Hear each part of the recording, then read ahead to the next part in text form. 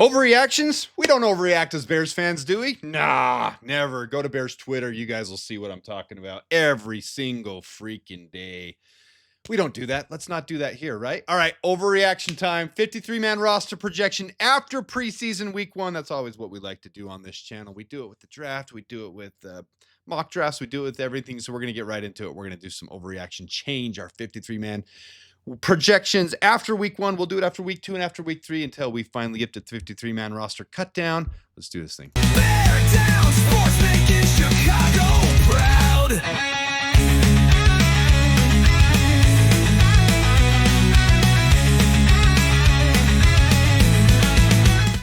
All right, so let's jump right into it. We're going to go position by position, where things stand now and where I kind of feel like after the first preseason game, where things are heading.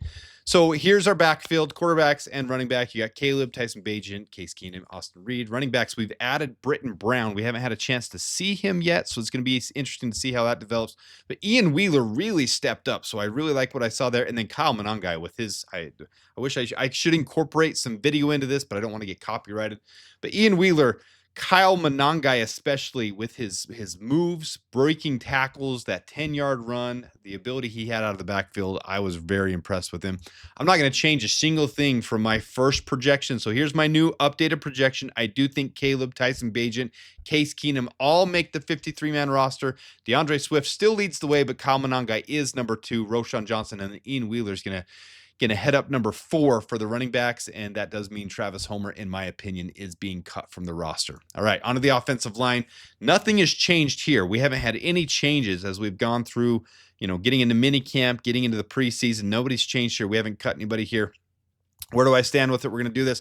Ozzie Trapeel might be going to the right side, but I do still think it's a 2-man battle between Ozzie and Braxton Jones. We're looking right above me for this. I don't think anything's changed. I still think it's Bill Murray. A lot of people are getting on this crazy hype train for Theo Benedict because he got some first-team reps. It's what you do to test guys out. I do think he's still a practice squad player. I think he's developing. I still think Bill Murray's going to get that final spot over Ryan Bates. A lot to be determined in week 2 for that. The offensive line, to me, is going to be more determined as we go through week 2 and see how things change. But I've got Braxton Jones still starting, Joe Thuney, Drew Dahlman, Jonah Jackson. As you saw Dan Rochar talk about Braxton Jones, very impressed. He was highly, highly praising him for the weeks of practice. And then in the game, he had a rough game, and he pointed it out and said, look, you had a rough game. He's got to be able to fix that. He's got to be able to clean that up and get it fixed if he wants to make the starter spot. He'll still be a backup. I fully believe that, or we would trade him or something would happen. But I do think it's Braxton and Ozzie. I think it's Darnell Wright, Karan Amagaji on the other side. Karan could be a surprise here. I think Luke Newman is the backup guard / center instead of Ryan Bates. And I do think Bill Murray has some value we need to see out of him. So those are the ones I'm rolling with. That's probably not the most popular opinion at this point, but that's what I'm rolling with there. All right, wide receivers, tight ends. Here's your updated list for these guys, including adding Thomas Gordon. We subtracted one of the, John Jackson. We subtracted John Jackson. So here's where things stand. And I am changing some things up here. I'm getting rid of Durham Smythe after that last game. He was absolutely abysmal. Nothing good about it. He had a couple good blocks, okay? So I can say it. His route running, his hands, it just did not look like a professional NFL tight end. So I've got him gone. Now, who I've added here is a 6th wide receiver, and it could be Maurice Alexander, who was 4 for 4 on his receptions, looked really good as well. A contested catch at that involved there. But Ja'Day Walker, I'm adding in there. I think that first game, that touchdown, the contested catch, how he looked clean and crisp on his routes. I'll get to the updated ones in a minute, show from the game their stats where I included in there. But I'm adding Ja'Day Walker as wide receiver 6 as my change, as an overreaction to week 1's preseason game.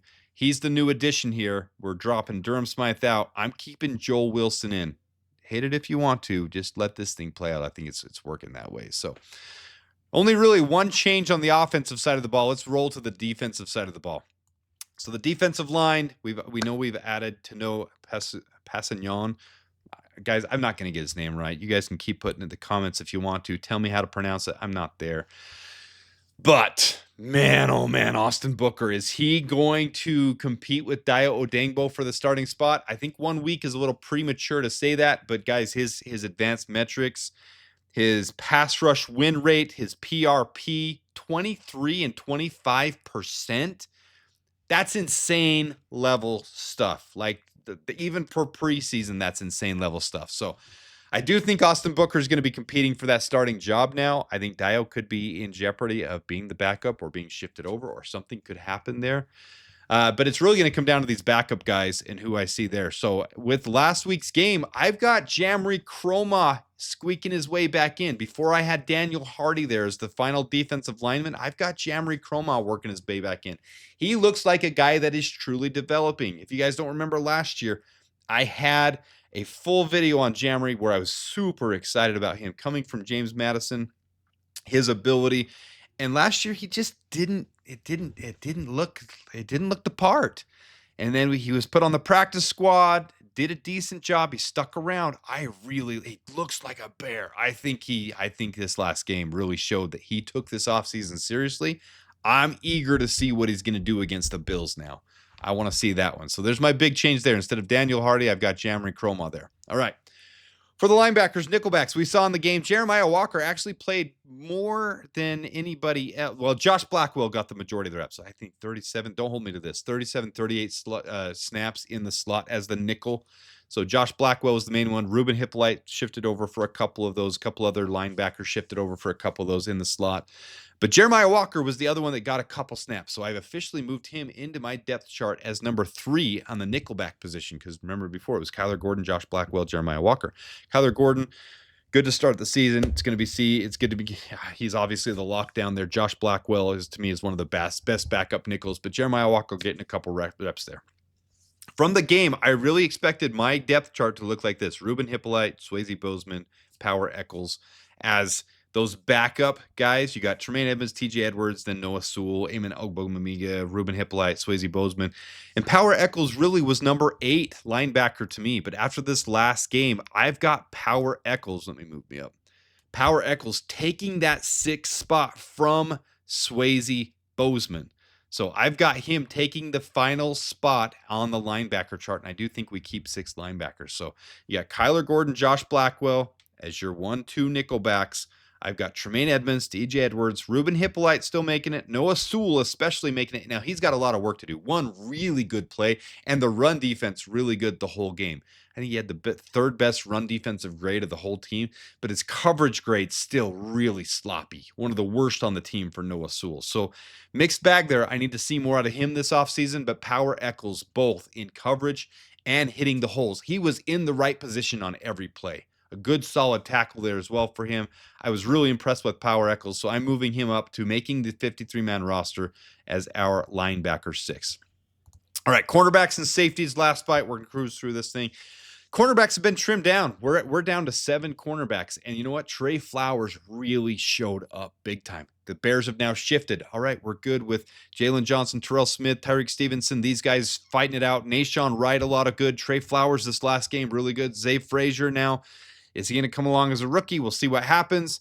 But then the safety position is where we pivoted to. Tysheem Johnson, to me, was that guy that's probably going to compete with Jonathan Owens for that last safety spot, because I don't think Jonathan Owens is a lock. But now we've added Millard Bradford, Caleb Hayes, Mekhi Gardner, Mark Perry. Can't give any analysis on them until we see them play. But Alex Cook played really well in that first game. So I've got the big change here. Let me move me off. Trey Flowers making it there, but at the safety position, I've got Alex Cook upending Jonathan Owens for that final position. I've now got Alex Cook as my 4th safety, and I've got Trey Flowers as the 4th cornerback. Because as I said, overreaction time. That's what we're doing, overacting. So these 4 defensive players that I've got moving in. Let's hurry and look. Now we've got no Jonathan Kim. We've got no fight there. I still see Luke Elkin being the battle. So I've got him making it as the long snapper. Here's the offensive side again. Here's the defensive side. Let's get straight to, here's my changes. So here's the big changes. On offense, I've got Ja'Day Walker replacing Durham Smythe. having a 6th wide receiver instead of a 4th tight end. You can see he had 3 receptions, 41 yards, a touchdown, 5.3 yards after contact per reception. He ran really clean routes. The one negative, he did have 1 drop. So other than that, I thought he played really well. You see his grades. His offensive grade 75.7, his receiving grade 75.6. Jamry Chroma, we move over to the defensive side of the ball. 2 total pressures, 1 stop on run plays. So he was good at both run defense and overall defense and getting pressure. 87.7 grade. Other than Austin Booker, he had the best grades of the entire game. I don't think a lot of people realize that. 7.1 PRP, 7.1% win rate. Not elite, but definitely improvement for him. So I was really impressed with Jamry Chroma. Safety position, Alex Cook, 1 tackle, 1 sack, 1 stop, 1 forced fumble, and great in coverage every time. No receptions against him. They didn't even target him really in the game because he was always in good position filling his lanes. I really was impressed with Alex Cook in that game. 70 overall grade, run defense 63 grade, tackling 76.4. Overall, his grades across the board look really good. Trey Flowers, obviously a little bit more of a vet in the league, 45.8 NFL pass rating against him, 5 tackles, 2 pass breakups, great coverage. I think there were 4 or 5 targets against him. He only allowed 1 of those. 2 pass breakups in 1 game in your first chance. I thought that was really good. So his coverage grade 73, his defensive grade 73, tackling grade 79 with 5 tackles. So very impressed with Trey Flowers. I'm overreacting. I'm bringing him into the 53-man roster. And then Power Echols, 39.6 NFL pass rating against. So not only did he do great against run defense, 77 grade, his coverage grade was 75. He multifaceted in a way that we need that.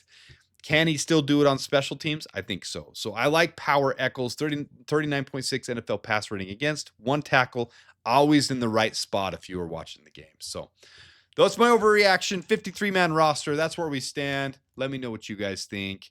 Did I include somebody I shouldn't have included? Did I leave somebody out that you were really impressed with from week one's preseason game? Because that's what this is. It's going to change every week as we watch these things take place. Obviously, 18 guys didn't play, 16 guys, whatever it was, didn't play in the first game. But those guys were locks. So those guys I left pretty much on the roster. But I do appreciate you guys tuning in. Let me know what you think. Till next time, Dub Bears, bear down. Bear down, sports making Chicago proud.